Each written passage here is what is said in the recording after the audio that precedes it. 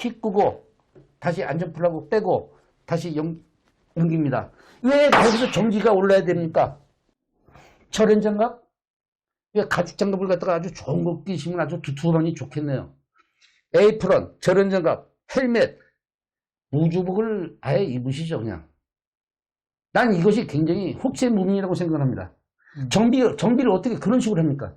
그리고 어떤 미친 사람이 전기가 오르는데 탐춘봉을 왔다 갔다 하고 소원을 갖다 댑니까?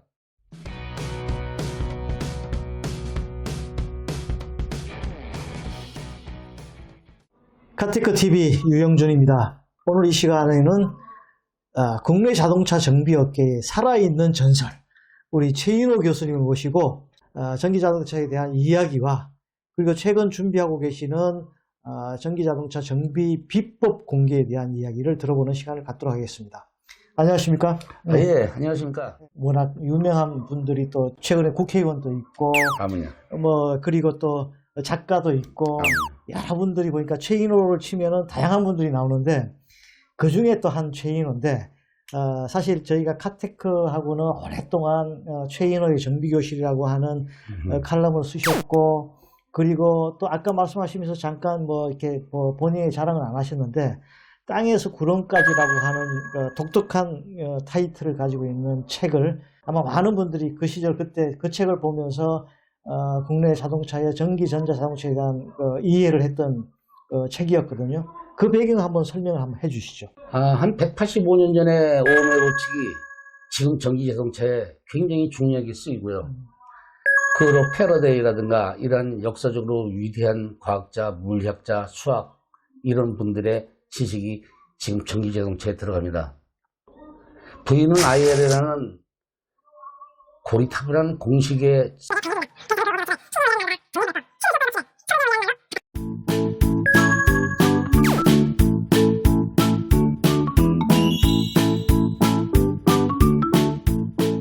근데 시간이 지난 다음에 오늘날 전기차를 공부를 하면서 과거에 만들었던 땅에서부터 구름까지라는 그 책의 내용이 전기 자동차의 80%를 커버한다는 사실을 만든 저도 그때는 몰랐습니다. 첨단 자동차 정비 그런 유식한 걸 안 썼을 거예요. 나는 그런 캐캐미구면서도 도식적인 것이 싫었습니다.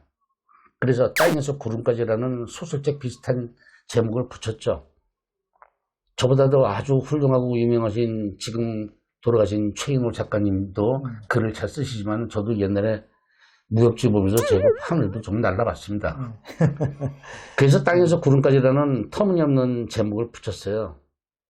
근데 구름까지라고 한 것은 제 실력에 어떻게 하늘까지 올라가겠느냐.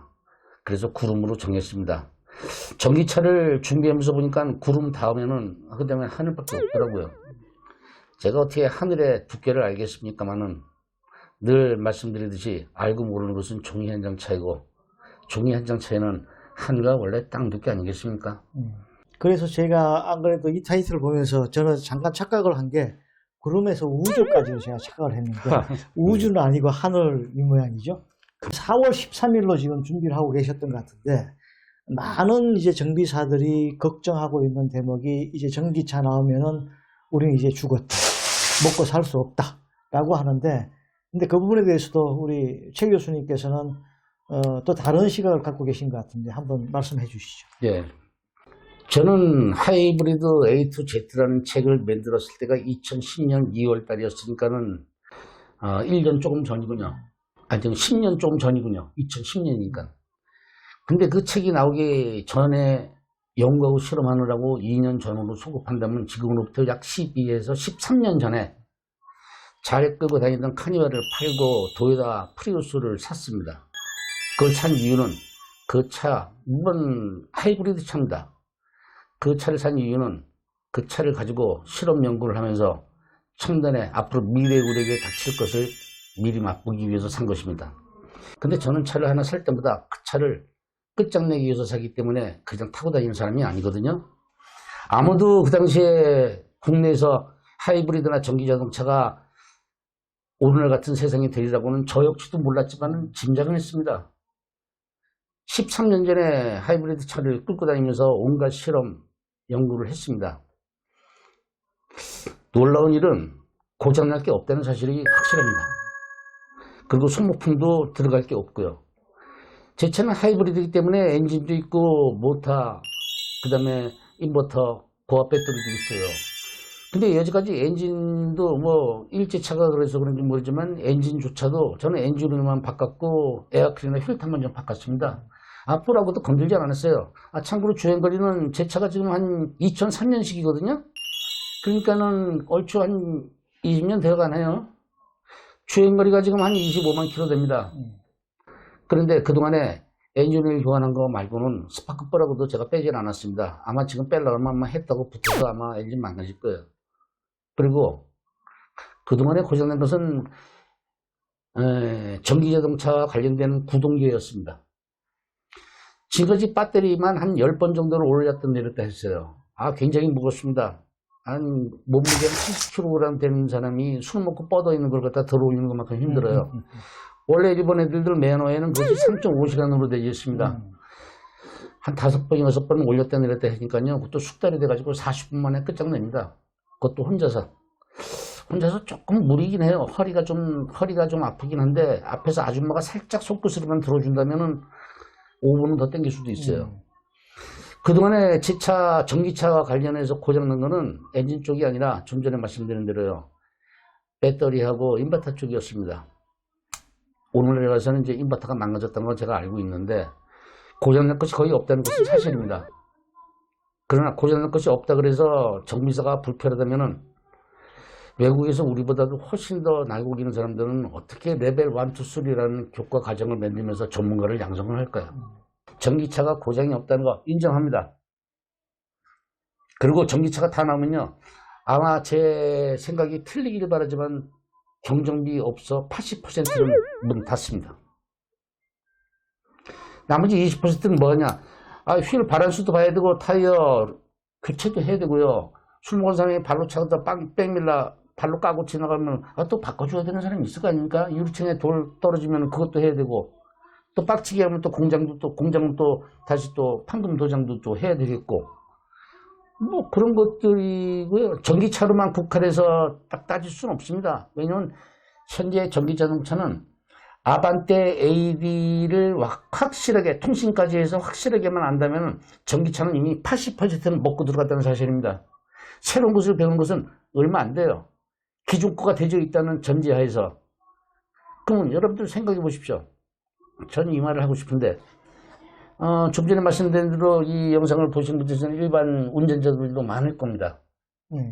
실제로 경정비 업소의 매출을 100으로 잡았을 때 80%는 엔진하고 미션 쪽에서 나옵니다. 지역마다 업소마다 약간의 차이는 있어요. 그리고 매출의 20%가 일반 바디 전장에서 나옵니다.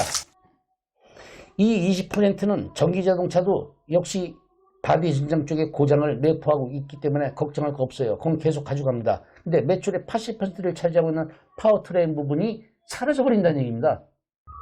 그걸 고압 배터리, 모터, 인버터, OBC, 충전구, 뭐 고속이건 저속이건 거기에서 매출의 80%를 빼야 되는데 고장률이 현저하게 10분의 1로 떨어졌다는 얘기입니다. 그럼 고장률이 떨어졌는데 그럼 정비사들이 그 전에처럼 잔재미를 볼 수가 없겠죠. 슬픈 일이지만 고객한테는 좋은 일이고. 근데 거기서 매출의 80%를 뽑아야 되거든요. 근데 고장이 잦지 않기 때문에 거기서 뽑을 수가 없어요. 그럼 가끔씩 생겨나는 고장에서 그걸 뽑으려면은 뽑는다는 것은 어폐가 있지만은 진단을 정확하게 똑바로 하면은 남들이 못하는 것을 잡아낼 수가 있지만은 대충 본다면 그래요. 할 거 하나도 없을 겁니다. 저도 알아요. 그러나 보는 시각을 좀 달리 해야 된다고 저는 생각을 합니다.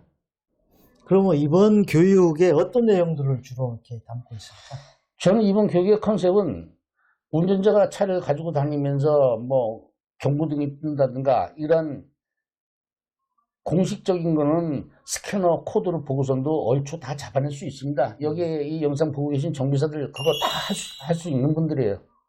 저는 타겟을 어떻게 보냐면 처음에 차가 나왔을 때 일단은 아이언5 같은 경우는 메이커에서 지금 인증받는 것이 430km라고 되어져 있습니다. 그래요. 실제로 뛰다 보면 450km도 뛰고 420도 뛸 겁니다. 그런데 자기가 늘 다녔던 키로수가 찍혔습니까? 이게 2년, 3년 지나고 나서 보증수리관이 끝날 때쯤 되면요. 380으로 떨어지고 350으로 떨어집니다. 네, 그렇게 돼요. 제 차도 그랬으니까. 그럼 특별히 고장난 건 아닌데 주행거리가 짧아집니다. 운전자들 생각했죠. 벌써 배터리가 맛이 간 건가? 1000만 원이 넘는 배터리를 교환하기에는 조금 쫄릴 겁니다. 그럼 그게 진짜 배터리인지 모터인지 인버터의 열화인지 그거 어떻게 알겠습니까? 주행거리는 점점 짧아집니다. 그때 경주비업소나 가까운 정비업소에 들어갑니다. 그 사람들이 할 수 있는 건 스캐너겠죠. 예, 스캐너상에 그렇게 특별히 안 나올 거예요? 전 알아요. 왜 하냐고요? EV차 교육을 준비하면서 제가 무슨 짓을 안 해봤겠습니까? 다 신원배보고 검증을 다 해보죠. 즉 진행성 불량이라는 것입니다.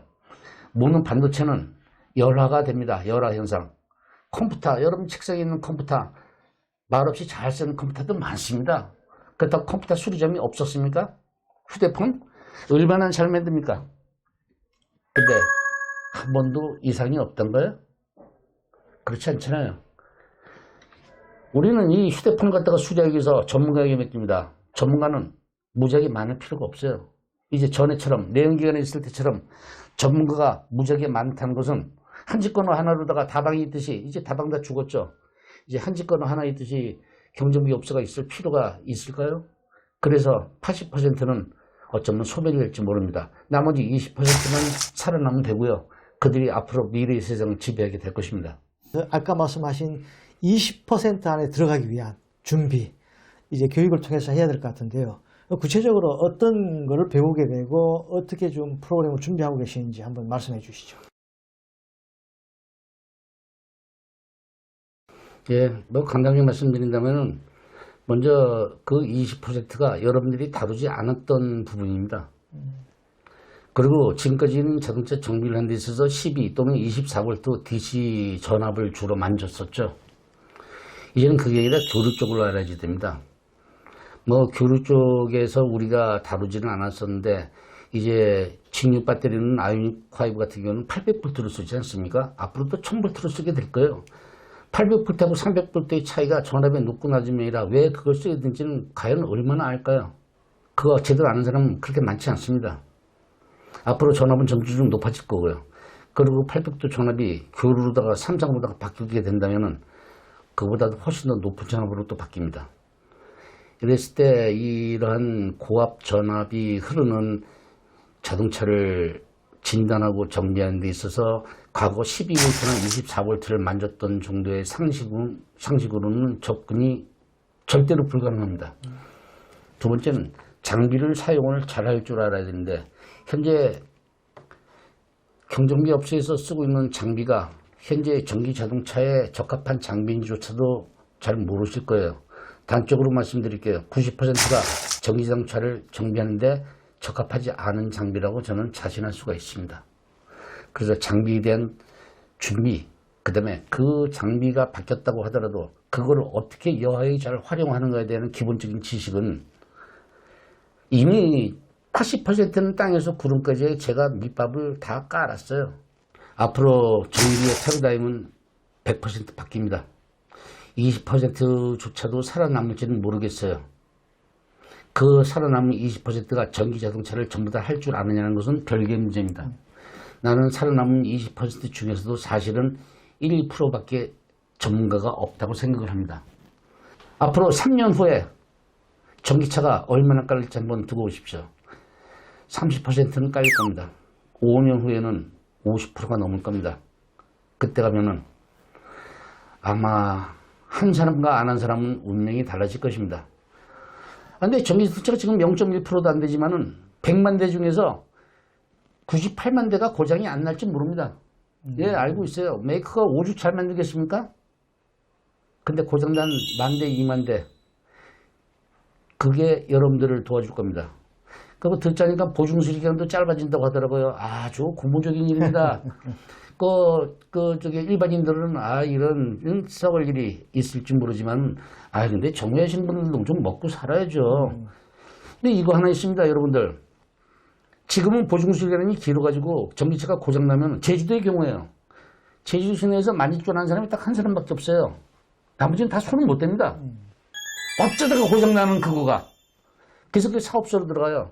사업소에 뭐 자기 돈으로 뭐 고치는 거 아니니까는 이거 바꾸고 저거 바꾸면 뭐 안 고쳐지겠습니까?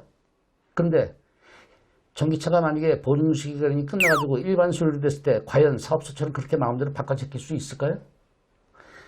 배터리만 하더라도 어셈블리로 친다면 한 1,500만 원 이상이 될 거고 모터는 한 700만 원 이상이 됩니다. 인버터도 500~600만 원이에요. 세 개가 굵직굵직한 것들이거든요, 여러분. 근데 주행거리는 점점 짧아지고 코드는 특별히 나쁜 게 없다고 표시도 안 납니다. 이제 이걸 어떻게 하면 좋죠? 사업소처럼 보증수리 기간이니까는 에라 이것도 바꿔보고 저것도 바꿔본다? 예, 보증수리 기간은 그래도 돼요. 근데 일반 수리입니다, 이제 고객 여러분. 일반인들이 이제 여러분들 지갑 열어야 돼요. 정비사가 특별한 근거도 없이 주행거리가 짧아지는 원인이 아무래도 배터리에 있지 않을까라고 생각이 된다고 했을 때 여러분 1,500만 원, 2천만 원짜리 배터리 선뜻 교환할 생각이 나겠습니까? 또 뭐 하나 교환해도 이게 2~30만 원짜리가 아니에요. 200~300만 원짜리도 없습니다. 그때 일반인들이 납득할 수 있는 근거를 대줘야 되지 않겠습니까? 정비사 여러분. 그럼 무엇을 어떻게 진단해야 될 건지 정확하게 알아야죠. 그 어쩌다가 한 달에 한 번 고장난 차가 우리 동네에 딱 한 번 들어왔는데 이제 아는 게 없어서 손을 못 대면 어쩌겠습니까? 사업소는 보내요? 뭐 그러셔도 되죠. 네, 그러셔도 됩니다. 근데 여러분들은 먹거리를 찾고 계신 거죠. 그때 가서 지금 준비하신 분들은 한 달에 한 번 들어오더라도 기쁜 마음으로 감사하게 그리고 아주 기가 막히게 정비를 할 것이고 차도 고장도 안 나는데 하여튼 뭐가 있냐라고 안 하는 사람들은 그 차 들어오면요 그냥 옆집으로 보내든가 아니면 사업소로 보내면 됩니다. 그거는 뭐 괜찮아요. 능력 없는데 만지면 안 되죠. 뭐 종결은 뭐 큰일 나거든요. 그거 만지면 안 됩니다. 저는 그래서 그렇게 생각해요. 많은 전문가가 필요가 없다. 전문가가 많으면 돌팔이가 같이 창궐합니다. 진짜 전문가만 좀 양성하고 싶어요. 이제는 제가 마지막으로 해야 될 소임이 그거라고 봅니다. 전 제2의 땅에서부터 구름까지를 준비했습니다. 그래서 제목을 구름에서 하늘까지로 방지하게 좀 정했습니다. 여러분 그냥 예쁘게 봐주세요. 건방지게 니가 뭔데 하늘까지냐고. 하늘이 뭐 나보다 높으면 다 하늘 아닙니까? 제가 모르는 거 여러분들이 많이 알고 계시잖아요. 그건 저한테 하늘이십니다. 원래 상대적인 것이에요. 교수님 말씀하신 것처럼 하늘까지 가는 이제 구름을 뚫고 하늘로 가는 이제 새로운 세계에 이제 왔으니까 아마 많은 정비사 분들께서 전기차에 대한 도전과 그리고 또 새로운 세계에 대한 해안 이런 것들을 가져가지고 살아남는 자가 되기를 바라는 마음으로 이 방송을 저희 준비했습니다. 최인호 교수님을 초빙해서 특별히 저희 사무실에서 이렇게 급하게 촬영을 했습니다. 많은 분들이 도움됐으면 하는 마음입니다. 지금까지 좋은 말씀 감사합니다. 예, 고맙습니다. 네. 수고하셨습니다. 네.